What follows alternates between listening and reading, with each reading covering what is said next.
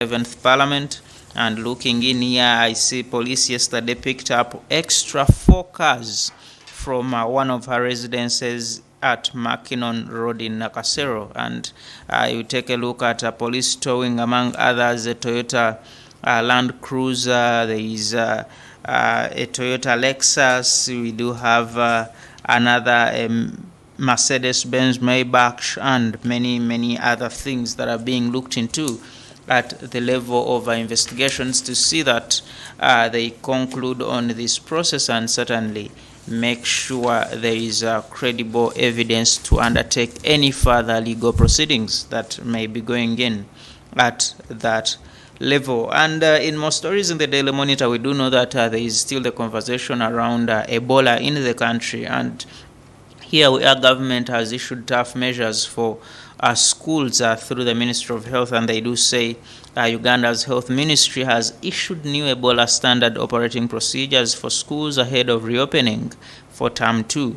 The ministry says this is to ensure early detection, prevention, and appropriate response to suspected Ebola cases within the school settings. And indeed, we take a look at the summary of the SOPs here that have been put out by Dr. Diana Atwine, who is the Permanent Secretary of the Ministry of Health, Uganda. And she says all schools shall, among other things, ensure availability of hand washing facilities with clean running water and soap at school entrances, classrooms, dormitories, dining areas, toilets, and the staff room. They do say further that enforce mandatory hand washing for all learners, staff, and visitors upon entry and at regular intervals. Regularly clean and disinfect classrooms, dormitories, toilets and bathrooms, dining halls, school vehicles, frequently touched surfaces. And of course, they also say ensure proper waste management and disposal in the school environment. They also continue to say that in the school environment, establish temperature screening points at school entrances, and lastly, among other things, restrict entry for persons with symptoms suggestive of Ebola virus disease. And of course, they also discourage handshakes, hugging, sharing personal items, and of course, they say keep classrooms and dormitories well ventilated by opening windows and doors where possible. Those are some of the things you're supposed to do as a school owner, but also by extension, even in the other places that gather large numbers of people, so that we get to see how the country survives this crisis of Ebola, so that we don't get in this problem. And of course, moving on in today's copy of the New Vision, Kampala has a new Lord Mayor, and that is His Worship Lord Mayor Engineer Ronald Balimwezo, who took oath yesterday at the City Hall in Kampala, and certainly members of the council in there. There is a pictorial in today's New Vision, including Godfrey Luyombia, who is Lord Councillor for Nakawa 2, Balimwezo, of course, John Mary Sebufu for Nakawa 1, Kawempe South Lord Councillor Shamim Nambasa, Shafik Kalyango from Kampala Central, Umar Magala from Kawempe 2, and many others that were able to take their oath to lead the city in the next term until 2031. How is this city government going to look like? And of course, one of the highlights was the executive director of the Kampala Capital City Authority, Engineer Sharif Abuzeki, who also attended this swearing-in ceremony and very calmly took lead in making sure the Lord Mayor is ushered into office, dressing him up in his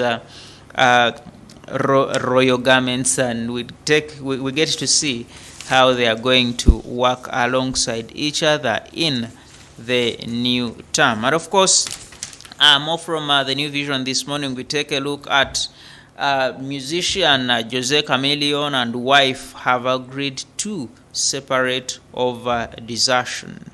And of course, Ugandan musician Joseph Mayanja, famously known as Jose Chameleone, and his wife Daniela Atim have agreed to separate after months of mediation, citing desertion after living apart for 5 years. And of course, The mediation proceedings are being handled by Justice Jane Akuo Kajuga of the Anti-Corruption Court, who is yet to endorse the agreement. Under the agreement reached by the two parties, a team will retain custody of the two parties. A team will retain custody of the two couples' children, while Chameleone will have visitation rights. The couple has 5 children: Abba Mayanja, 19, Alpha, Alba, Ama, and Zara. And of course, in the interim arrangement, Chameleone agreed to pay $2,000, about $7.5 million monthly, towards the children's welfare, while the resolution on property sharing is still pending. That and more is in today's copy of the New Vision. You get yourself a copy to take a look at what more is taking shape in that relationship, and certainly is there still chance for it to be saved, or it is done and dusted. And of course, moving on, still in today's copy of the New Vision, we take a look at, among other things, more swearing in of the different local council leaders in the different parts of the country. For example, the mayor of Arua, Alionzi, is here.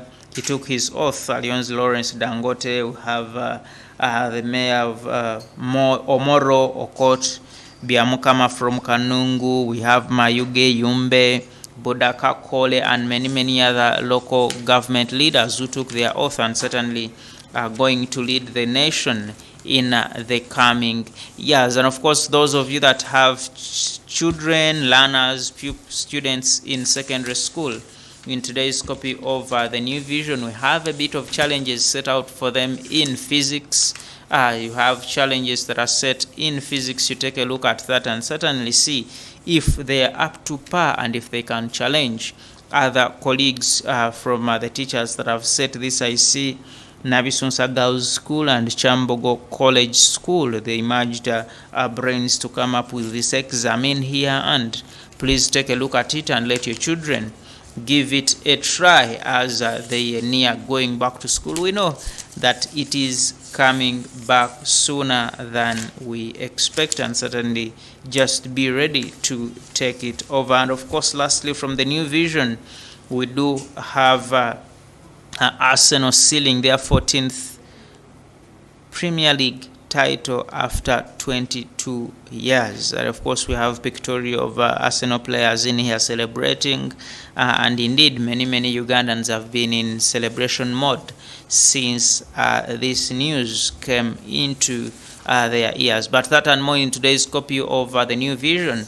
Just catch yourself a copy so that you take a look at what is in there and certainly how we can get moving. And moving to the Daily Monitor this morning, I started with page 2, which talks about how Museveni sustained his power bank. And there's a writing by Philip Wafula and Tabubu Tajira, who tell us that President Museveni's 4 decades rule over Uganda has domestically and internationally been garbed in red carpet roles and prickles of disdain. And they give you a breakdown of many things that the president has done, including what they call military control through the Uganda People's Defense Forces remaining central to state stability, elections, and internal security and regional operations.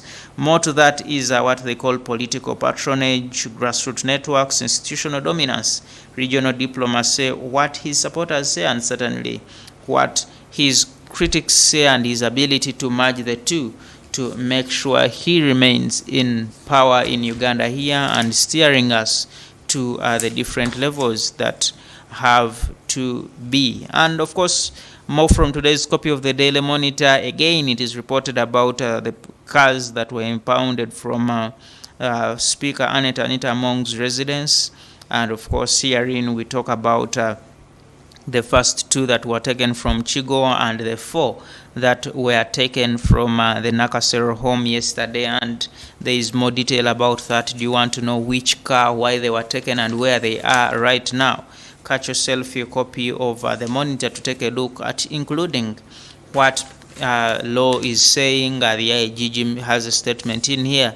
Get it in there and find out what it is. And of course, moving on, We have 4 more charged over central bank break-in, and I have 4 suspects here who were arraigned at the Buganda Road Chief Magistrates Court in Kampala yesterday over the entry into the Bank of Uganda that led to the loss of property at that time. And the suspects are here named include Boaz Michael Kule, who is 19, Kajowaka Ramadan Kabuye, Rama 27, bus conductor Isaac Rubanga Nkene, and many others who were presented before court to answer to questions of the robbery that happened at the central bank, and certainly to see that we can get closure in that particular situation. And of course, I do see here donors have allocated shillings 130 billion for Ebola response, and there is a pictorial here of the European Union ambassadors posing with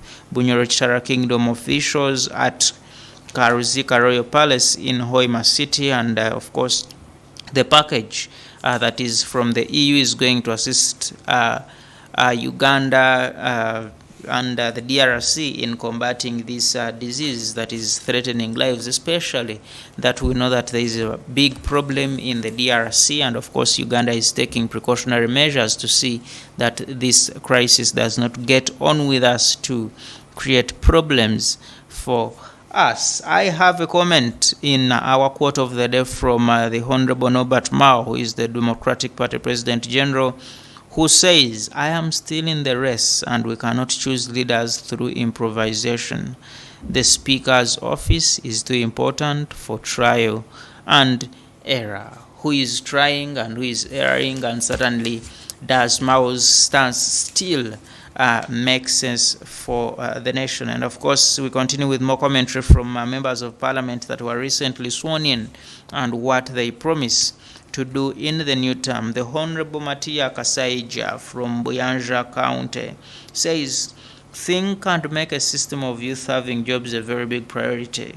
If we do not take care of these young ones, especially the university graduates, we shall be in trouble." Jennifer Mujungu, Ntoroko Woman MP, says, "I want to empower women by ensuring all those who are displaced by the floods are resettled, and to start working on infrastructure to harness the government development programs." That is the people of Ntoroko. And certainly Dixon Kateshumba from Shema Municipality, Dixon says, "We have been focusing on 5 social areas and 1 economic one, which is building and equipping more hospitals, ensure that there are drugs and health workers." And of course, in today's copy of the Daily Monitor Extra, we have a lot of things to take a look at, including the picture of the week, which shows garbage trapped on poles inside the Nachivubo channel on 6th Street in Kampala Industrial area. Okay, and of course people continue to have conversation around that channel and how we can get rid of garbage in the different drainage channels of Kampala. And of course, more to that is we have a series of cars that are in conversation in here. Those of you that are car lovers, we do have the Toyota Hilux NAMPO 2026, very good looking car. And of course, Ferrari HC25 is also in here. You need to learn about it.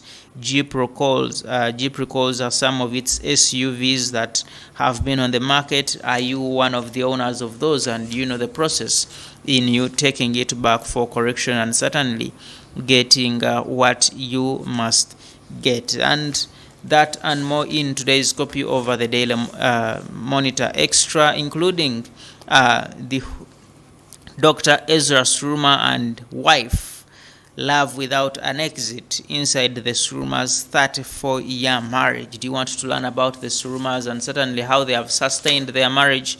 Catch yourself a copy of the Monitor today so that you learn that and more about their relationship. Should I wait for my baby daddy or go with a married man? That is a question that is being asked today by a lady who says, "I am 31-year-old mother of a 1-year-old son currently living with my parents while my baby's father lives separately in rented accommodation. After giving birth, I hoped we would eventually build a home together, but he later claimed his area was unsafe and has made a little effort to improve our situation.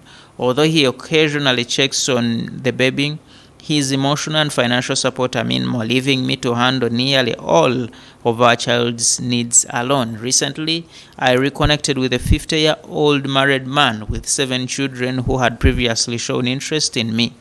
He now offers to rent a home for me and my son and says he wants to support us and live with us. His kindness and stability are tempting, especially since I no longer feel comfortable living with my parents.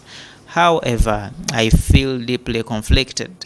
My child's father is still somewhat present, and I worry about the emotional impact of entering a relationship with a married man. I fear making a decision out of loneliness or pressure rather than what is truly best for me and my son. I need guidance. Do you have some guidance? Send it in, and certainly we shall make it reach this lady that needs that help so that she gets moving with her life. And lastly, from today's episode of Kenny is being asked, what is your secret to a clear skin, Kenny? He says, forget about secrets, change your pillowcase. And this and more in today's copy of the Daily Monitor, including a lot of sport, business opportunity, and certainly a lot of news from the international scene. And Arsenal are still celebrating, and even in the Daily Monitor you get to see a lot of stories written about them and how the 22-year-old journey has been for them. Catch yourself a copy of the Monitor and the New Vision from your nearest supermarket Duka supplier, so that you live in the knowledge of what is within and around the nation. But now we do move to the kitchen to find out what we can eat for today.